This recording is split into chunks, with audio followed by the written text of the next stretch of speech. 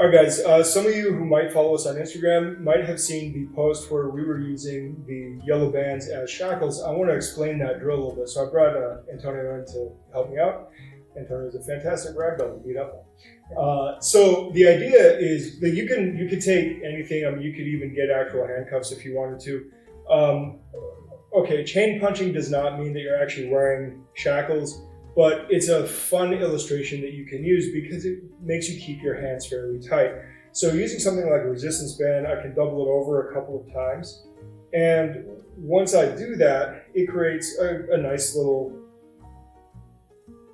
set of shackles that keeps my hands tight, and then I can work on throwing my punches and working on my techniques and stuff, keeping my hands together. The whole reason for doing this is because oftentimes, here, hold this real quick.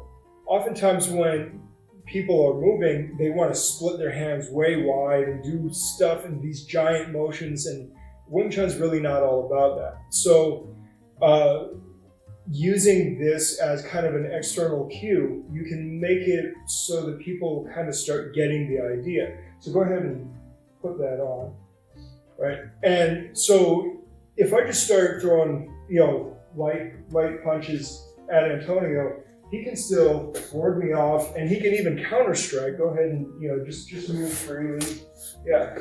And he can make this stuff work.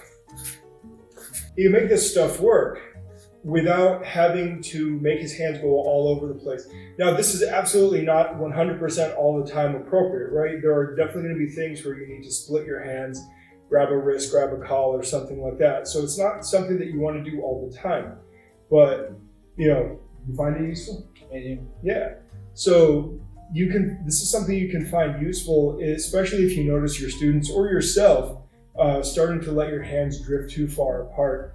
And it's really, really, really simple. I mean, these yellow resistance bands are cheap. They're really easy to find, and they're so light you can't really use them for exercise anyway. So you might as well use them for something useful.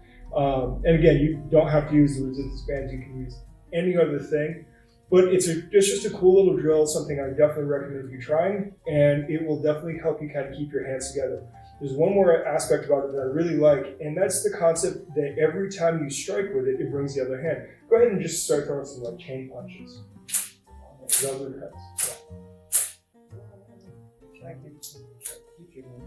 Yeah.